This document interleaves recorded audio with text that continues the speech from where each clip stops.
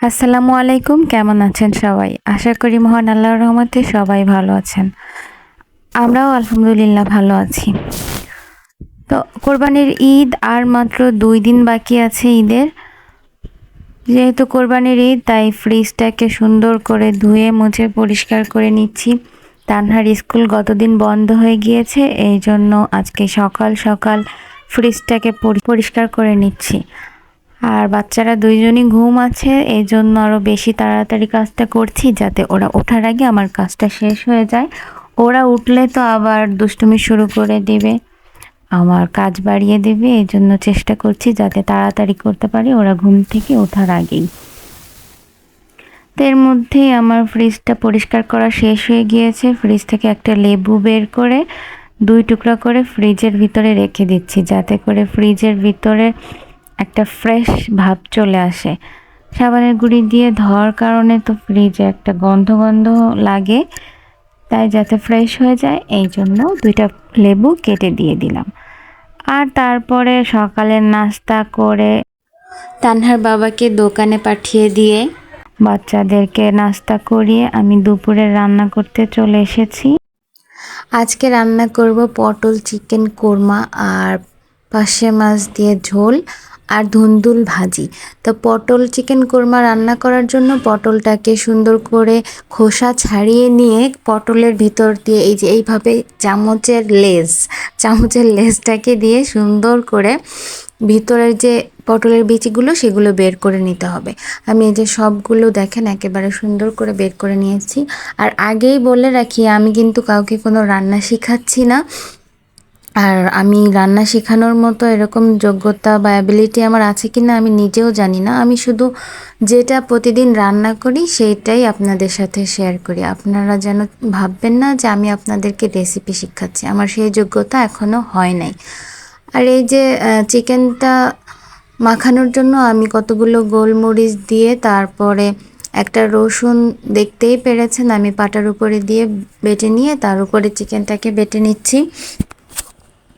তারপরে দিয়ে দিলাম কিছু নারকেল কোড়া, নারকেলটাকেও সুন্দর করে বেটে নিতে হবে। বেটে নিয়ে এই যে সুন্দর করে নিয়ে নিয়েছি।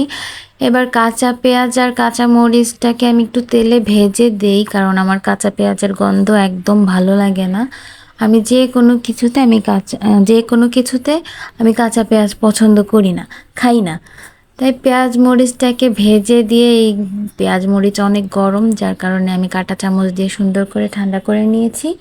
তারপরে এই যে মাখিয়ে নিয়ে এই পটলের এই ফাঁকা জায়গা থেকে আস্তে আস্তে আঙ্গুল দিয়ে দিয়ে আমি ভিতরে ঢুকিয়ে দিচ্ছি। দেখতেই পাচ্ছেন আমি কিভাবে ভিতরে ঢুকাচ্ছি। এই যে ছোট আঙ্গুলটা ভিতরে চলে যাচ্ছিল, এটা দিয়ে সুন্দর করে চলে যাচ্ছে। একটা একটা করে আমি সবগুলো পটল এইভাবে পুর ভরে নিয়ে এই যে আমার সবগুলো পটলের ভিতরে পুর ভরা হয়ে গিয়েছে।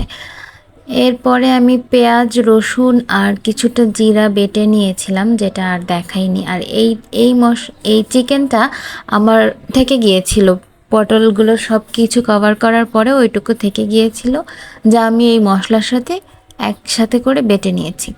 এরপরে হলুদ, মরিচ আর লবণ একসাথে করে দিয়ে মশলাটাকে সুন্দর করে কষায় নিচ্ছি। আমি মশলাটাকে খুব সুন্দর করে কষাই, 4-5 মিনিট ধরে আমি শুধু মশলাটাকে কষিয়ে নিয়েছি। এরপরে তার ভিতরে পটলগুলো দিয়ে ভালো করে মশলার সাথে মিশিয়ে নিচ্ছি। এইবার অনেকক্ষণ ধরে মশলার সাথে আমি কষিয়ে নেব, অনেকক্ষণ ধরে কষাচ্ছি, প্রায় 5-6 মিনিট ধরে কষানোর পরে এই যে এবার পানি দিয়েছি। এই পানিটা দিয়েও আমি এই পানিটা কিন্তু আমি পুরোপুরি কষিয়ে টানিয়ে নিয়েছি, যে একদম পুরো পানিটা শুকিয়ে গিয়েছে।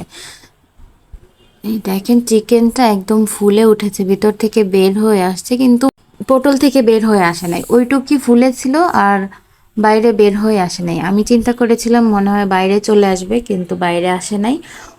ওই কষানোর পানিটা টেনে গেলে, শুকিয়ে গেলে এবার দিয়ে দিচ্ছি ঝোলের পানি।